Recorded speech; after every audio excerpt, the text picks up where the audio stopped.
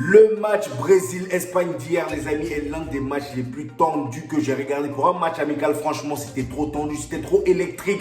Déjà, avec les histoires de racisme que Vinicius subit ces derniers temps, dites-vous que hier, à la fin du match, les amis, ils ont failli se battre. Ils se sont battus. C'est même pas ils ont failli se battre. Florentino Pérez a même été obligé de venir séparer. Il a été obligé d'intervenir. J'ai pris toutes les images pour vous montrer. Je vous ai montré un petit extrait juste au début. Et bah, restez bien jusqu'à la fin. On va en parler en détail, les amis, comme d'habitude. Voilà, les amis, avant de parler de ce dossier, j'aimerais faire un tour sur toutes les grosses performances des joueurs du Real Madrid. Parce que oui, hier, il n'y a pas que Rodrigo qui a brillé. Hier, il n'y a pas que Vinicius qui a brillé. Même si, bon, Vinicius a moins brillé que les autres. En tout cas, les autres Madrilènes. Il n'y a pas que André qui a brillé.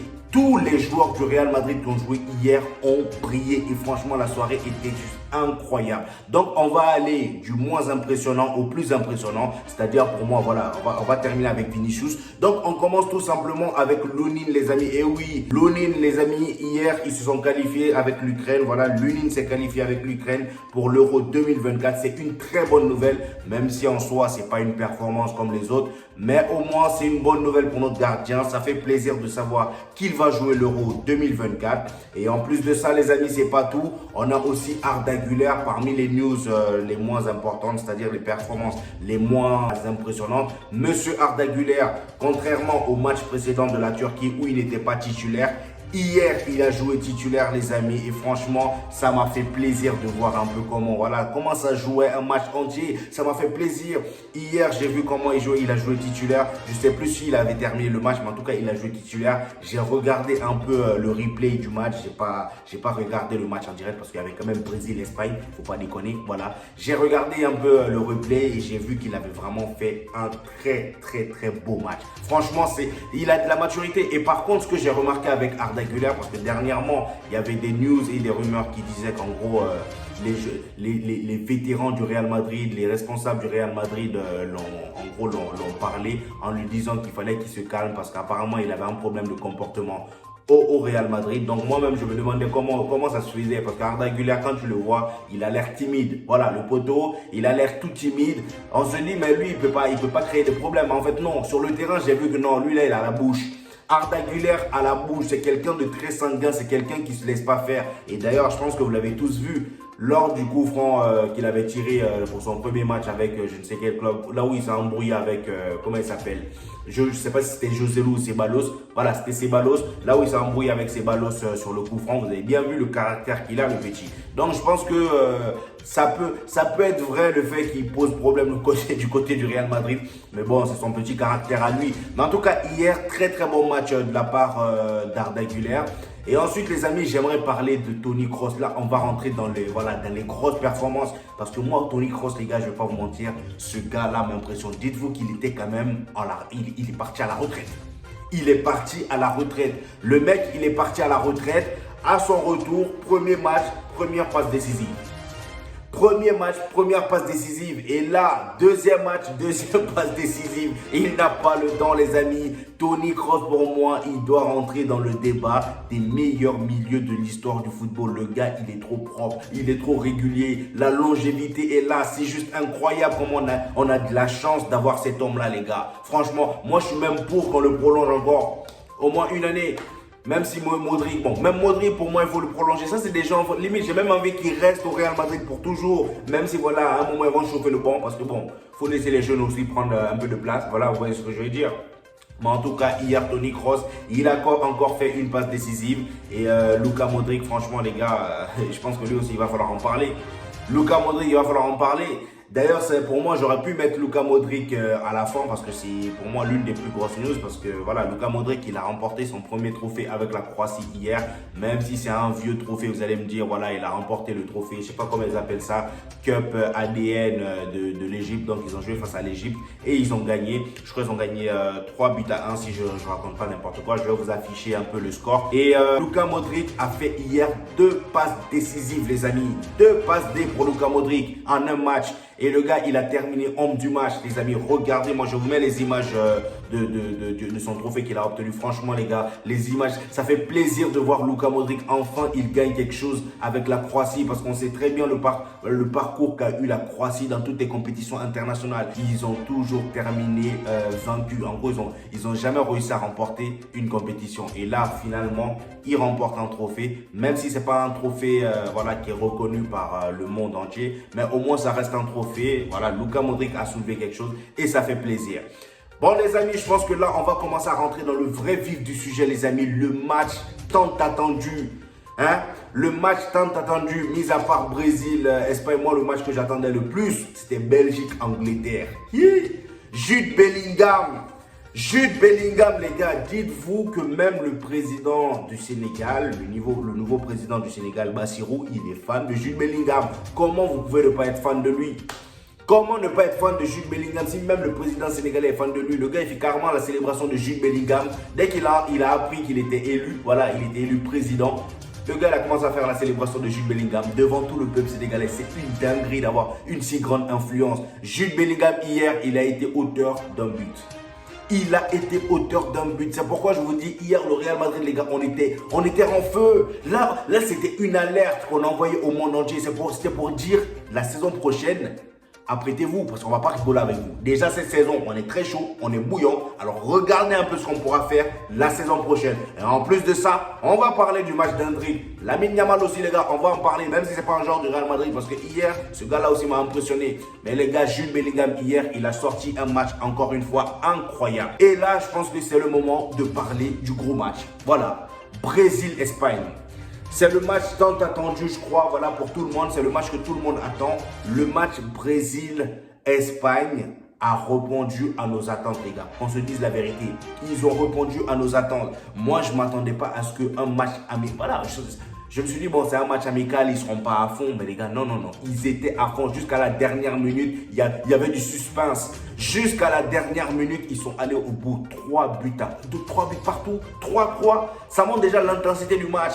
Et mis à part les bagarres qu'il y a eu, parce que déjà, il faut se dire que le match là a débuté avec une tension de base. C'était déjà électrique.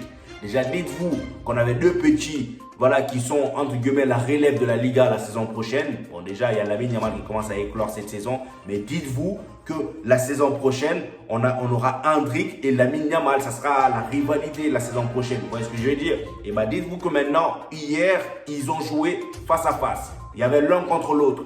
Voilà. Et en plus de ça, le gros sujet, Vinicius, qui est critiqué en Espagne à cause du fait qu'il se plaint du racisme, tout ça, nani, ana. Et là, il joue au Santiago Bernabéu. Voilà. Et en plus de ça, c'était le premier match de Hendrick au Santiago Bernabéu. Et c'est symbolique, les gars. Franchement, hier, le match a répondu à mes attentes. Franchement, j'ai kiffé ma race du début jusqu'à la fin. Et d'ailleurs, les gars, je pense qu'il faut... On ne peut pas commencer à parler de ce match sans parler déjà du match de Rodrigo. Parce que franchement, moi, les gars, Rodrigo, contrairement au match précédent du Brésil, je l'ai trouvé beaucoup plus présent. Franchement, hier, il était présent, mais comme jamais. Hein? Sur son côté, il détruisait tout, surtout quand il jouait même dans l'axe. Quand il passait dans l'axe, il s'amusait, le gars. Il s'amusait. Il a d'ailleurs été auteur d'un but aussi. Franchement, l'attaque du Real Madrid est en feu, les gars. Je vous ai dit hier, c'était leur soirée. Rodrigo, hier, auteur d'un but.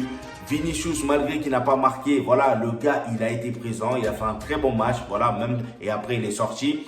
Et il a été ovationné par le public, même si après, il y a eu des critiques. Mais en tout cas, les gars, Vinicius, c'était pas mal. Mais je pense que Vinicius, on va rentrer un peu plus en détail après. Voilà, c'est mieux. Parce que lui, c'est vraiment tendu. C'est même pas performance. Lui, c'est vraiment du côté de la bagarre et la polémique qu'il y a autour de lui. Maintenant, moi, j'ai envie de parler de Hendrick, les gars. Franchement, Hendrick, je pense que ce petit-là me fait de plus en plus plaisir. J'aime bien le voir jouer, les gars. Ça fait 2 matchs là avec le Brésil. Son premier but avec le Brésil, c'était le match précédent. Il rentre même pas 5 minutes, il met dedans. Ensuite, là, le deuxième match face au Brésil, face à l'Espagne. En plus, lui, il marque. La dernière fois, c'était un but qu'on a qualifié de tapine. Et là, cette fois-ci, c'était un but. Il s'est dit, bon, vu que vous avez qualifié mon autre but de tapine, regardez ce que je sais faire. Là, il t'a mis une reprise. Du turfu dans les filets. Même le gardien, il n'a rien vu. Le gardien, il n'a rien vu. Là, le gars, il a montré que c'est pas parce que j'ai 16 ans que vous allez vous foutre de ma gueule. Il a 17 ans maintenant. J'ai compris. Oui, il a 17 ans maintenant. Le gars, il a mis une reprise de malade mental et il célèbre tout. Là, j'aime trop comment il célèbre. Le gars, il célèbre avec voilà, avec force, avec puissance. Vous voyez ce que je veux dire? Le gars, ça se voit qu'il a de la puissance. Regardez comment il bousculait les défenseurs hier. Hein? Il est rentré, franchement, ce gars-là me fait plaisir et ça promet la saison prochaine, les gars. L'attaque qu'on aura, en tout cas, si Carlo Ancelotti ne le traite pas comme il est en train de traiter Arda Güler, parce que c'est bien beau de s'enflammer à Hendrick, nouvelle pépite, Naniana, mais Carlo Ancelotti les attend. Carlo Ancelotti les attend. On a dit la même chose pour Arda Güler, non? Où il est en ce moment? Au banc. Il est au banc. Ça, c'est Carlo Ancelotti tout craché, voilà. Mais j'espère qu'avec Hendrick, ça sera différent. Et d'ailleurs, la saison prochaine, j'espère aussi qu'avec Arda Güler, ça sera beaucoup différent que cette saison parce qu'il y en a marre. Hein? Voilà. Et les gars, je ne vais pas vous mentir que ça m'a fait plaisir de voir son premier but au Santiago Bernabéu. Et ça reste un but très beau d'ailleurs. Maintenant, on va parler de Lamine Yamal avant de basculer sur le match de Monsieur Vinicius. Franchement, les gars, Lamine Yamal, ce petit, il est dangereux. Je comprends mieux maintenant pourquoi les Barcelonais, quand Lamine Yamal a commencé à jouer avec eux, les Barcelonais ne faisaient pas trop de passes parce qu'ils savaient de quoi il était capable. Il est trop dangereux ce petit, il savait de quoi il était capable.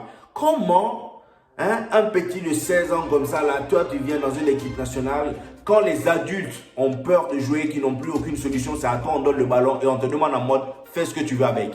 Hier, c'était comme ça. Morata, dès qu'il ne pouvait pas, il n'avait pas de solution. Dès qu'il avait deux défenseurs sur lui, il y a même une action que je vais vous montrer peut-être en photo si je n'oublie pas. Morata, il n'avait pas de solution. Il donne le ballon à Lamine Yamal. Et Lamine Yamal, il prend le ballon, même s'il y a deux défenseurs devant lui, il perce la défense. Et ça passe, bizarrement. Ça passe. Franchement, le latéral du Brésil, même moi, j'ai eu pitié de lui. Le penalty que Lamine Yamal crée et que Rodri transforme en but là, il n'y avait pas penalty, mais Lamine Yamal, il est tellement intelligent que ce genre de fourberie là, ce genre de joueur là, je ne sais même pas comment le qualifier.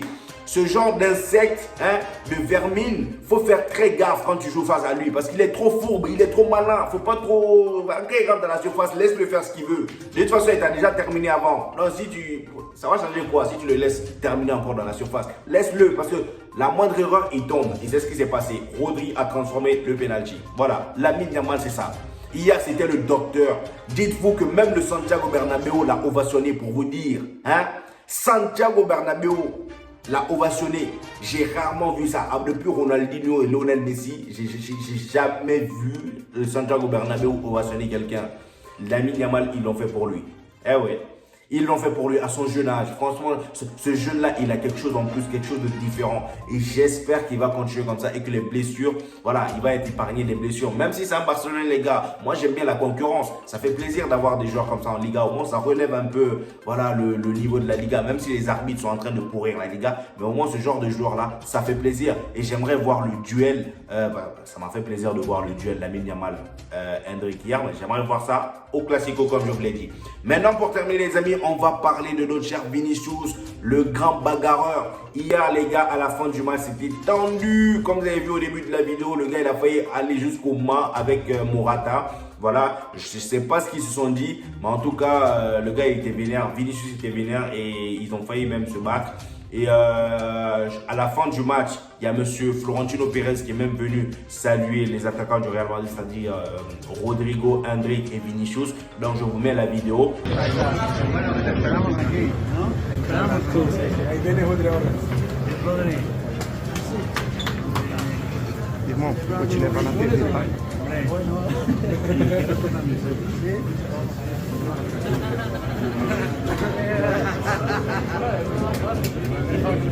Comme vous avez pu le voir, monsieur Florentino Pérez est venu rendre visite et il est venu calmer aussi ses joueurs et il a fait comprendre à Hendrick voilà, qu'il attend de pied ferme.